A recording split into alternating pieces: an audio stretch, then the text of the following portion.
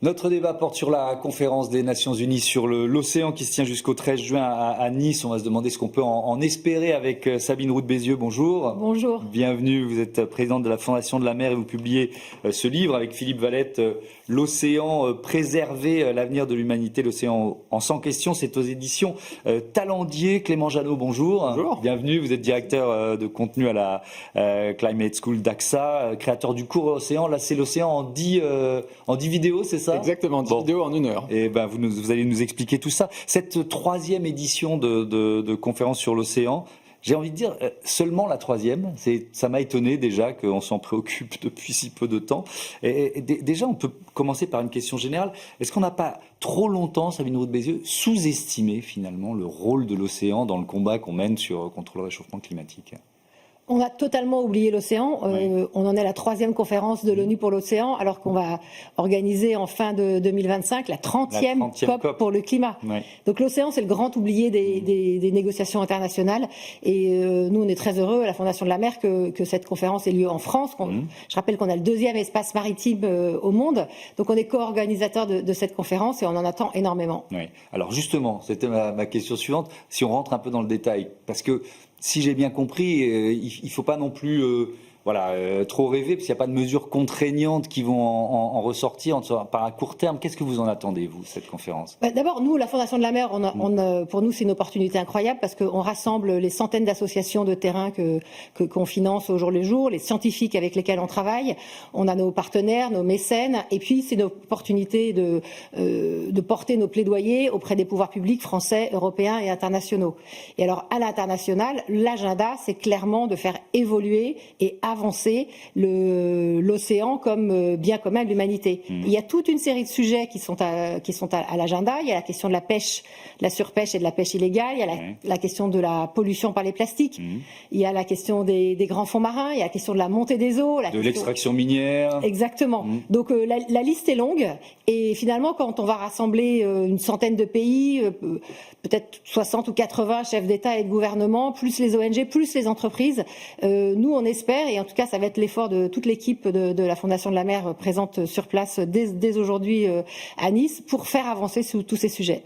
Je vais vous poser la même question, Clément Jeannot, sur ce que vous en attendez, mais d'abord peut-être faire un peu de pédagogie.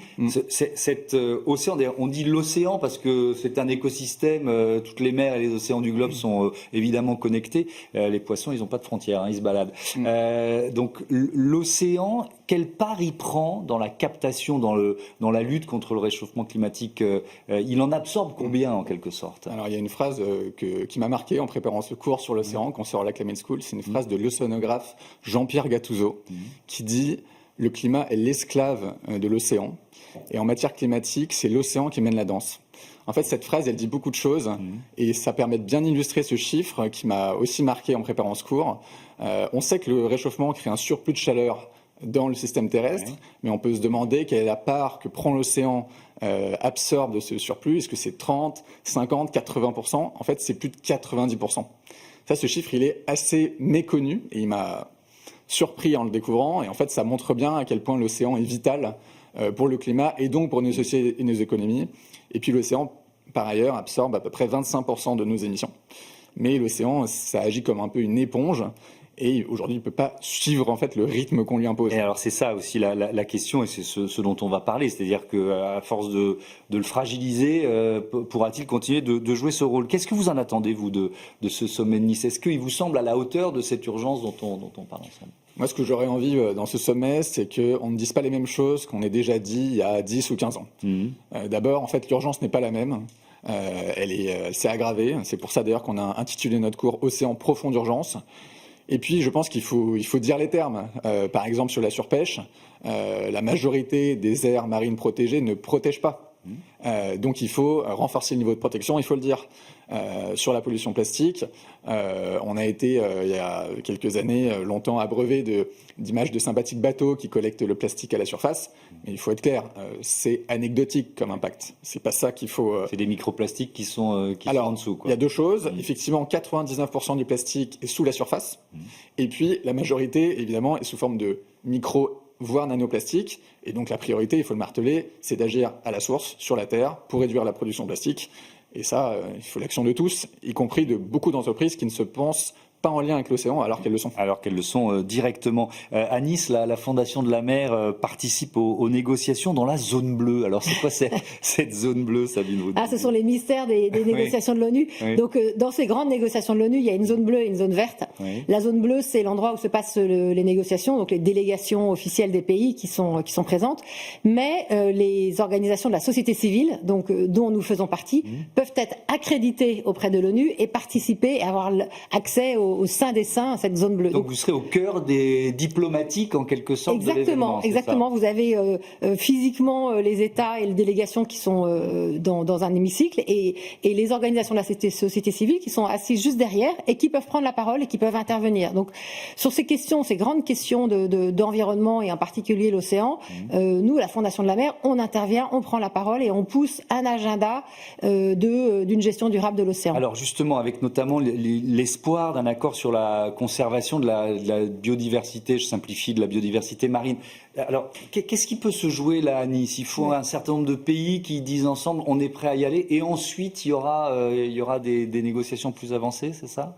En mars 2023 a été signé un traité très important qui s'appelle BBNJ en anglais, mais donc c'est un traité sur la haute mer qui représente 60% de l'ensemble de nos océans. Donc c'est en gros la moitié de la surface de la planète qui est la haute mer et qui nous appartient à vous, à nous tous. Et c'est aujourd'hui un peu le Far West. Et ce traité sur la haute mer, qui a été signé par plus de 100 pays, n'est pas entré en vigueur parce qu'il faut qu'il y ait 60 pays qui l'aient ratifié. Et ratifié, ça veut dire quoi? Ça veut dire tout simplement qu'il soit rentré dans leur dispositif législatif national. Donc la France l'a fait en février. Et donc il nous faut 60 pays. On en est aujourd'hui à une trentaine. Donc l'idée, c'est d'en convaincre là à l'occasion de ce sommet. Oui, la France espérait avoir les 60 signatures pour Nice. Ce sera pas le cas. Et nous, la société civile, la Fondation de la mer, on pousse énormément à ce que l'effort diplomatique de la France se poursuive tout le long de l'année 2025 pour obtenir cette ratification du traité sur la haute mer. Il est très important parce qu'il va permettre notamment de créer des aires marines protégées en haute mer et d'aller protéger ce qu'on appelle les hotspots de la biodiversité, dans lequel se situe une grande partie de la biodiversité marine. Oui, parce qu'on recevait ici même Romain Troublé, le directeur de Tara Océan, qui nous décrivait comment finalement, si on, pardon d'être un peu trivial, mais si on fout la paix à un écosystème marin, il se régénère assez rapidement. Donc ça peut être un petit élément d'espoir quand même dans des discussions où on est souvent un peu accablé par les infos qu'on donne.